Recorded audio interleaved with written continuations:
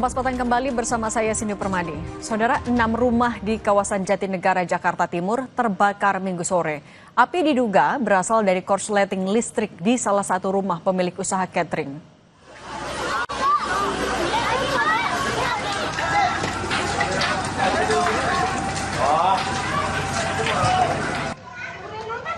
Enam rumah warga di Jalan Kebon Nanas Selatan, Kecamatan Jatinegara, Jakarta Timur, ludes terbakar. Kobaran api disertai asap tebal menyelimuti pemukiman padat penduduk. Petugas Sudin Damkar Jakarta Timur berupaya memadamkan api agar tidak semakin meluas. Tidak ada korban jiwa dalam kebakaran ini. Api akhirnya berhasil dipadamkan 1 jam kemudian dengan menurunkan sedikitnya 10 unit mobil pemadam kebakaran.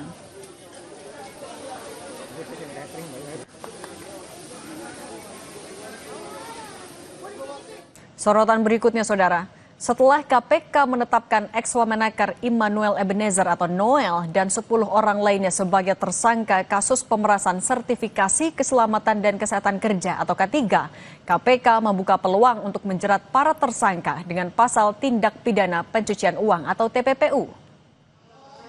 PLT Deputi Penindakan dan Eksekusi KPK Asep Guntur Rahayu menyebut pasal TPPU bisa dikenakan ke para tersangka jika uang hasil korupsi itu dipindahkan atau diubah bentuk, seperti menjadi rumah atau barang bergerak. Namun begitu, Asep jelaskan, untuk sekarang Noel dan 10 tersangka lainnya hanya dijerat dengan pasal pemerasan karena perkaranya masih tahap awal. Kemudian untuk TPP-nya benar, tapi nanti kita lihat dulu. Ini kan tahap awal nih, harus segera kita dalam waktu 1 kali 24 jam kita menentukan orang-orang yang ini seperti apa. Kalau dia uang yang diperoleh dari yang kita duga dari hasil tindak pidana korupsi ini lalu dipindahkan, dirubah bentuk dan lain-lain dan masuk kualifikasi pasal 3 gitu ya di TPPU pasal ini ya nanti tentu kita akan lapis dengan TPPU. Sebanyak 22 kendaraan sudah disita KPK dalam perkara yang menjerat ex-Wamenakar Immanuel Ebenezer. Pertanyaannya, apakah kendaraan-kendaraan mewah itu adalah murni hasil dari tindak pidana pemerasan yang dilakukan Noel CS? Kita bahas bersama juru bicara KPK Budi Prasetyo dan juga pakar tindak pidana pencucian uang Yanti Garnasi. Selamat petang semuanya. Selamat sore Pak Sandy, Bu Yanti, selamat sore. Assalamualaikum warahmatullahi wabarakatuh. Mas Budi, ini kan ada 15 mobil dan 7 motor yang dipamerkan KPK sebelum ada konvers. Nah itu semuanya terkait kasus pemerasan K3 atau ada dugaan lain, gratifikasi atau bahkan yang lain juga? Tentunya Mbak Cindy, jadi kendaraan-kendaraan yang diamankan dan disita oleh penyidik dalam rangkaian kegiatan tangkap tangan terkait dengan sertifikasi K3 di lingkungan Kementerian Ketenagakerjaan adalah yang diduga terkait ataupun diduga merupakan hasil tindak pidana korupsi dalam perkara penerbitan sertifikasi K3 di lingkungan Kementerian Ketenagakerjaan. Di mana dalam proses penanganan perkara di KPK, baik di tahap penyelidikan ataupun kemudian ini sudah naik ke penyidikan, bahwa tempus perkaranya adalah kita batasi sampai dari 2019. Sehingga tentu yang dilakukan penyitaan terhadap aset-aset adalah masuk ke dalam tempus perkara tersebut. Nah, tentu sebelum melakukan kegiatan tangkap tangan, KPK telah mendapatkan informasi baik dari masyarakat yang kemudian dihimpun, kemudian dilakukan full bucket dan pengayaan dari sumber-sumber informasi lainnya, termasuk dari PPATK untuk melakukan penelusuran untuk melacak aliran-aliran uang terkait dengan perkara tersebut. Nah, dari informasi-informasi itu kemudian KPK menemukan adanya bahwa dugaan hasil tindak pidana korupsi digunakan untuk pembelian aset-aset tersebut. Sehingga atas 22 kendaraan yang diamankan dan disita dari para pihak, kemudian kita bawa ke KPK sebagai barang bukti. Begitu Mbak Cindy. Oke, kalau itu tadi disampaikan 22 kendaraan ini dibeli menggunakan uang hasil pemerasan. Bu Yanti, apakah artinya unsur TPPU sebenarnya sudah terpenuhi? Iya, ya itulah TPPU kan. Apalagi kan dari media ya kita dengarkan rilisnya bahwa minimal yang 3M yang diterima oleh Pak Wamen itu, ex-Wamen itu adalah pada waktu Desember. Artinya apa? Itu saja harus ditelusuri 3M itu sudah bergerak belum gitu, dipakai apa itu aja sudah TPPU.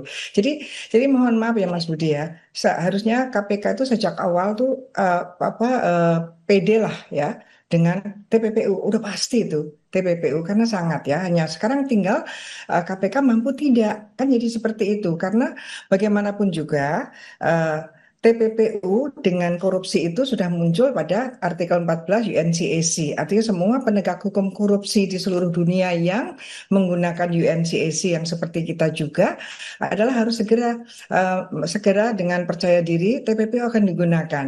Ini untuk mengembalikan kepercayaan masyarakat bahwa kejahatan korupsi itu tidak cukup jerah kok kalau hanya dengan penjara, tapi bagaimana uang hasil kejahatan itu dikembalikan kepada yang berhak dan ada penjaraan pada pelaku, yaitu bahwa dia akan dimiskinkan ya dalam tanda petik bahasa masyarakat kan seperti itu.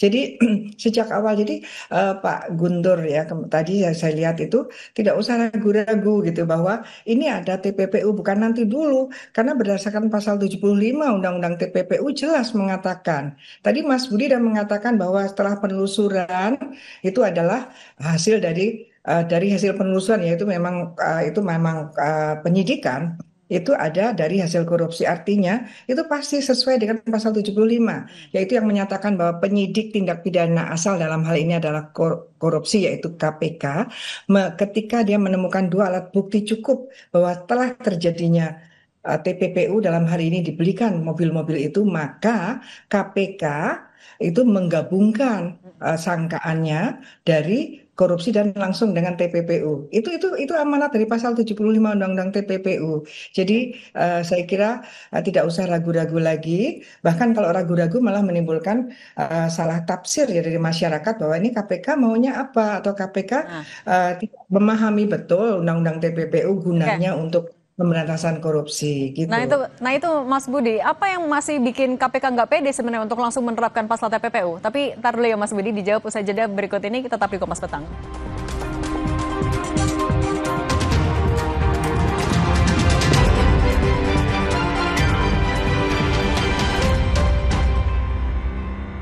Sambung apa 4 terobosan yang terbaik?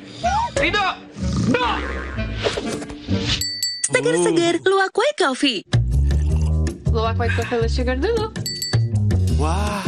Luwak white coffee less sugar dibuat dengan susu rendah lemak, rendah gula, rendah kalori. Menangkan 5 tiket nonton langsung Piala Dunia. Kirim 5 bungkus kopi luwak apa saja. Foto dan upload ke sosial media tag Kopi Luwak Official. Buruan kirim. Pemenang akan segera dipilih. Luwak white coffee, rendah gula, nyaman diminum. Pas aku coba Le Mineral, seger banget, nggak bikin enak sama sekali. Benar, karena Le Mineral dari pegunungan terpilih. Setiap tetesnya melewati lapisan batuan alami, membuat airnya lebih sehat, lebih segar. Kayak ada manis-manisnya. Le Mineral. Aku sering melihat galon cuci ulang disimpan di tempat yang kotor. Jujur takut, bersih nggak ya untuk anak dan keluargaku? Kami mengerti kekhawatiran ibu. Untuk itu, Le Mineral menggunakan galon yang selalu baru agar terjamin kebersihannya. Le Mineral. Baru Mama Lime Grade pencuci piring dari tumbuhan 100% food grade, inovasi baru Lion Jepang. Formula Natura Plant Essence dari tumbuhan alami dengan proses teknologi modern. Mama Lime Grade efektif angkat lemak, membuat piring bersih kesat. Tangan tetap lembut. Mama Lime Grade juga efektif bersihkan kotoran dan bakteri di buah sayur. Buah sayur bersih higienis, aman, 100% food grade. Mama Lime Grade pencuci piring dari tumbuhan. Pertama 100% food grade. Lion. Pas aku coba Le Mineral, seger banget, nggak bikin enak sama sekali. Benar, karena Le Mineral dari pegunungan terpilih. Setiap tetesnya melewati lapisan batuan alami, membuat airnya lebih sehat, lebih segar. Kayak ada manis-manisnya. Le Mineral. Aku sering melihat galon cuci ulang disimpan di tempat yang kotor. Jujur takut, bersih nggak ya untuk anak dan keluargaku? Kami mengerti kekhawatiran ibu. Untuk itu, Le Mineral menggunakan galon yang selalu baru agar terjamin kebersihannya. Le Mineral. Makan apa, Pak? Gigi palsuku. Mau nasi uduk? Kacang dan ikan terinya keras. Tanpa Poliden nggak bisa. Poliden perekat gigi palsu. Gigitan dan daya rekat kuat hingga 12 jam. Dan mencegah terselipnya sisa makanan. Kalau mulut bisa ngomong, pasti minta Poliden. Pas aku coba Le Mineral, seger banget, nggak bikin enak sama sekali. Benar, karena Le Mineral dari pegunungan terpilih. Setiap tetesnya melewati lapisan batuan alami, membuat airnya lebih sehat, lebih segar. Kayak ada manis-manisnya. Le Mineral. Aku sering melihat galon cuci ulang disimpan di tempat yang kotor. Jujur takut, bersih nggak ya untuk anak dan keluargaku? Kami mengerti kekhawatiran ibu. Untuk itu, Le Mineral menggunakan galon yang selalu baru agar terjamin kebersihannya. Le Mineral.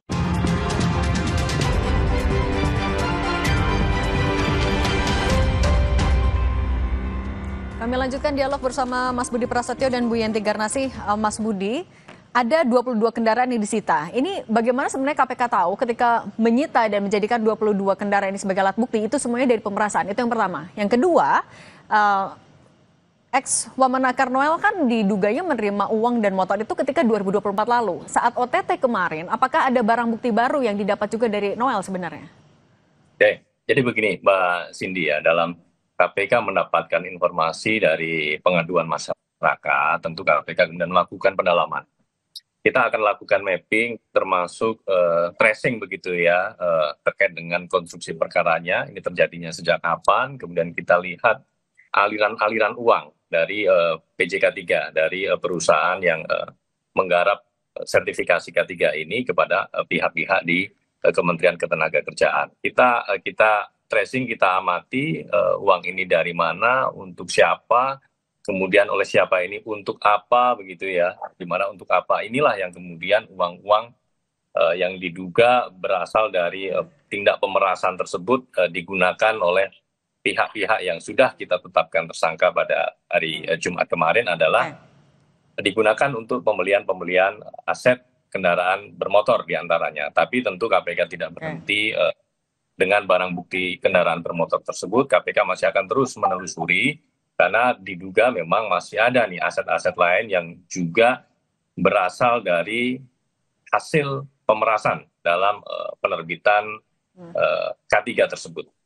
Oke. Kemudian kalau yang kedua, untuk yang ketika Noel itu ditangkap, apakah ada barang bukti baru? Atau benar, seperti kata Noel, dia bukan di OTT sebenarnya?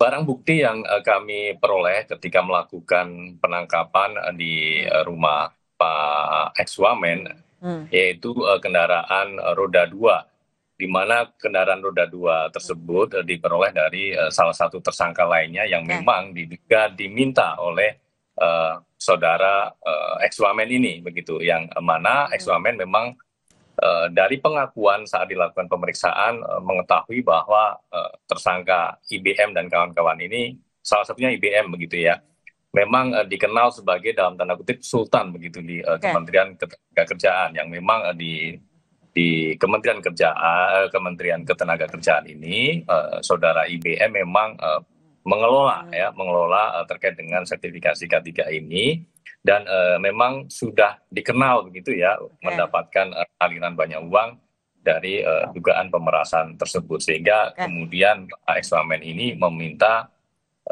salah satunya adalah kendaraan bermotor roda 2 tersebut. Oke, kalau gitu ke Bu Yenti. Bu Yenti, tapi biasanya kalau dalam kasus pemerasan, apakah biasanya yang diberikan itu dalam bentuk uang atau kendaraan juga sebenarnya bisa? Dan untuk mendalami TPPU, apakah selain menelusuri sumber dari kendaraan, siapa lagi sih yang harus diperiksa? Bisa nggak merambah sampai ke pejabat lain, bahkan menterinya? Iya, bisa sekali ya, apalagi disebutkan sejak 2019. Saya melihat ini tidak murni OTT saja. Ya, kalau OTT itu kan hanya yang waktu itu diserahkan berdasarkan hasil sadapan, berdasarkan dari rumah tadi kan didalami, saya kira nggak mungkin sehari 2 hari didalami dan sebagainya. Dan hari Rabu lalu itu, malam itu ada satu deal, harusnya gitu, harus ada deal, entah menyerahkan apa, disitulah ditangkap. Maka mungkin kan dia mengatakan bahwa saya tidak tertangkap tangan, tapi ditangkap. Kan ditangkap, tapi yang tertangkap tangan yang mana? Kita nggak tahu, nanti itu KPK. Tapi konsep dari tertangkap tangan berkaitan dengan pemerasan itu kan gini ya, coba biar kita tahu ya, bahwa pejabat negara, penyelenggara negara dengan maksud menguntungkan diri sendiri atau orang lain secara melawan hukum atau dengan menyalahgunakan kekuasaan memaksa seseorang memberikan sesuatu. Ya, membayar atau gini-gini, menerima pembayaran dan sebagainya.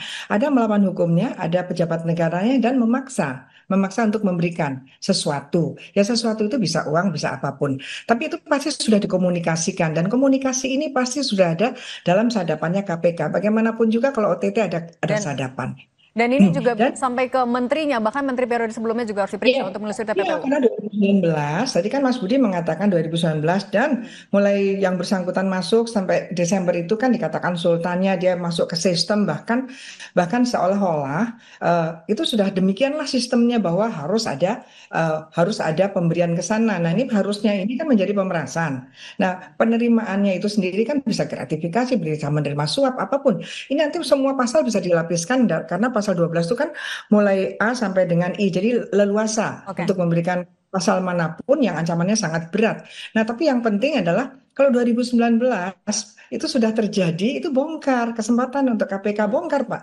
Jadi kita tidak mau hanya yang orang ini saja, karena KPK sudah menyatakan sejak 2019, menterinya sudah berbeda tentu saja. Oke, berarti atau sebelumnya. Ini bongkar semua. Ini artinya juga harus diperiksa dan pasal berlapis ini bisa dijerat untuk semua para tersangka ya, Bu Yanti. Oke, baik. Itu baru korupsinya ya. Kemudian itu baru korupsi. Dan itu masih ada TPPU-nya, siapapun. Yang paling penting adalah melindungi lembaga ketenagakerjaan ini dari oknum-oknum orang-orang yang masih menjabat yang melakukan praktek-praktek busuk itu. Oke, baik, itu nanti juga kita tunggu dari KPK bisa membongkar semuanya dan juga menjerat berbagai pasal berlapis. Mas Budi Prasetyo dan Bu Yanti Garnasih, terima kasih sudah berbagi bersama kami. Sehat selalu semuanya. Terima kasih Mas Budi. Kompas Petang masih akan kembali usai jeda, tetap bersama kami.